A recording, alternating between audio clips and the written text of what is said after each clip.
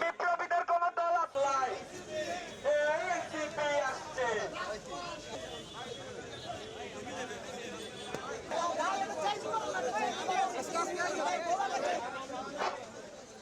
সবাই এত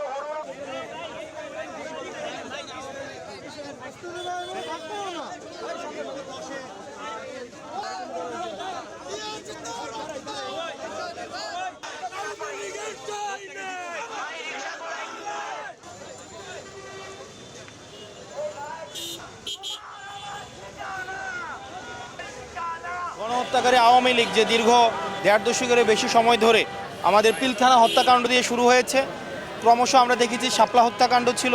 judiciary killing হচ্ছে আওয়ামী লীগের সাথে একটা সমার্থক শব্দ, মানে জুডিশিয়ারি কিলিংয়ের অসংখ্য অজস্র উদাহরণ আওয়ামী লীগ সৃষ্টি করেছে।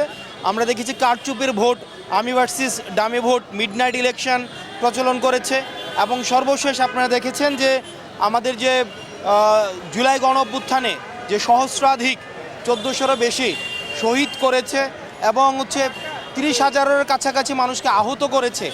এই সবগুলা এই যে গণহত্যার চেষ্টা করা হয়েছে, এই গণহত্যাকারী আওয়ামী লীগকে বিচার নিশ্চিত করা সহ এবং রেজিস্ট্রেশন বাতিল, নিবন্ধন বাতিল এবং এই জুডিশিয়ারি পুরো প্রক্রিয়া চলাকালীন রাজনৈতিক কর্মকাণ্ড নিষিদ্ধের জন্য আমরা হচ্ছে আগামী ২ তারিখ বাইতুল মোকাররমের দক্ষিণ গেটে আমরা বিক্ষোভ মিছিল করব এবং সেটির অংশ হিসেবে আমরা সব জায়গায় হচ্ছে আমরা মশাল মিছিল করেছি, আমরা হচ্ছে লিফলেট বিতরণ কার্যক্রম অব্যাহত রেখেছি।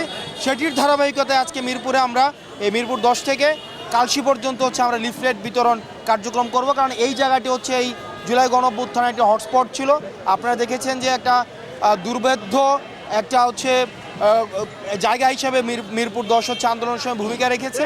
তো আমরা এই জায়গায় হচ্ছে মানুষের কাছে বার্তাটি পৌঁছে দিতে চাই যে আগামী ২ তারিখের বিক্ষোভ মিছিলের যে বার্তাটি রয়েছে।